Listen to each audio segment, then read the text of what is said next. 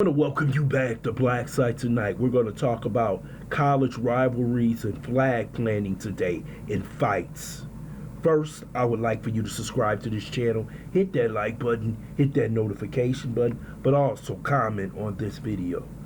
Today was a day in which you saw college football players disrespect their rivals. It all started with Michigan upsetting Ohio State, and Michigan run into the middle of the field of the Ohio State logo, and they tried to plant the flag. As soon as that broke out, a melee breaks out between Ohio State and Michigan.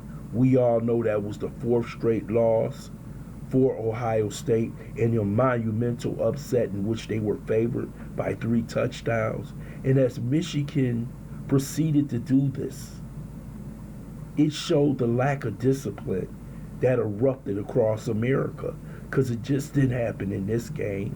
It happened in the Florida State game, North Carolina State game, in other games that flag planting persisted across the country.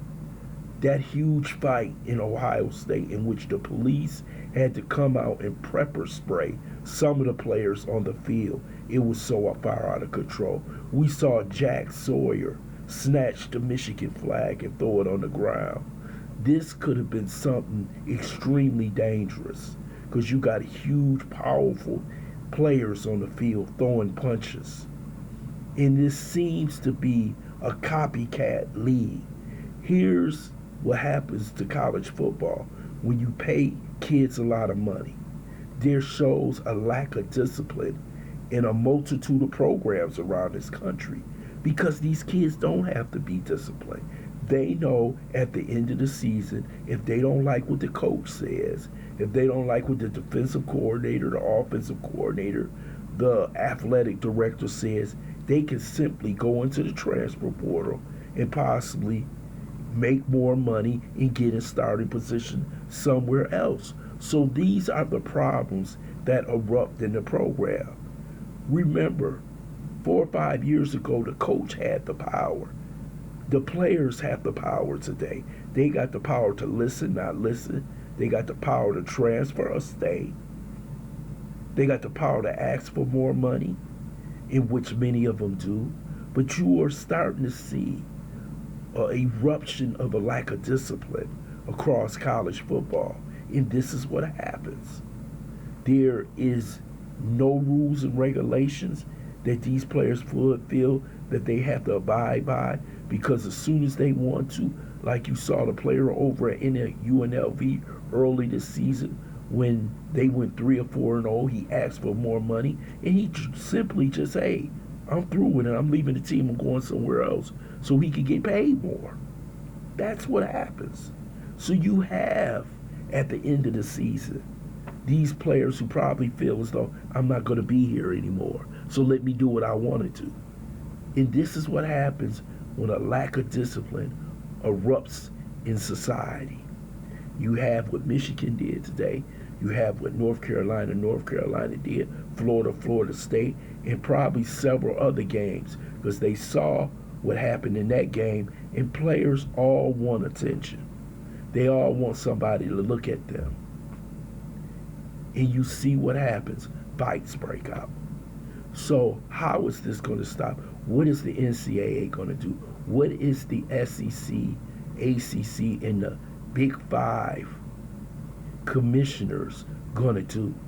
Because they need to levy some heavy fines, because this was utterly ridiculous. It was kind of like an embarrassment to college football, in which this should be a day of celebration in which you play your rivals. But it was an utter disgrace for everybody to watch. And you should not expect to see this at the end of the year. But to me, college football has gotten out of control. It seems like college football right now is run by the players' agents, the sponsors, and it seems like the players seem to see that when you have young players 18 years old that feel as though they have the power this is what you see. What can the coach tell me what to do? I can just leave, go to Michigan, go to SC. I can leave the SC, go to Washington, go to Oregon, go to Georgia. It doesn't matter to these guys. You can't really discipline them because they can go somewhere else and someone will pay them the money, give them the time on the field. And this is what happens to a society. This is why Nick Saban left.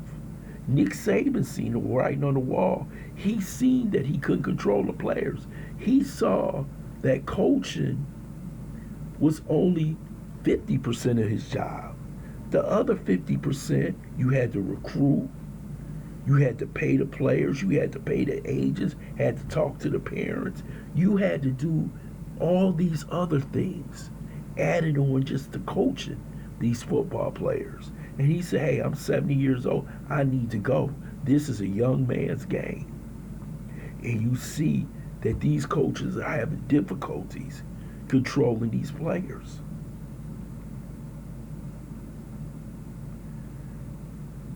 This was utterly ridiculous to watch all day. But this is where the game is going. There was no need for this. Michigan could have just went on and celebrated their huge upset over in the stands and played in front of the band and left the field. But they didn't have to do this. They didn't have to do this. North Carolina. They didn't have to do this in Florida State. You won the game. That's the most important thing.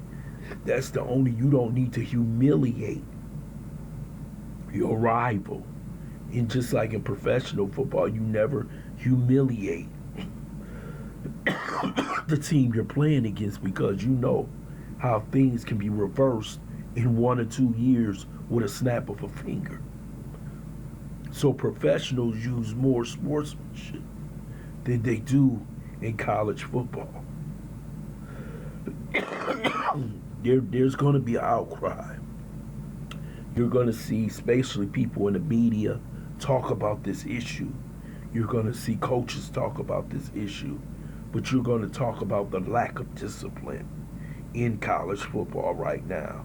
That these players felt that nothing was going to happen to them because they can always just pack up and leave. I would love to hear your comment in the comment section. I want to thank you for listening to Black Sight. Hope you subscribe to this channel. Smash that like button, but also share this video.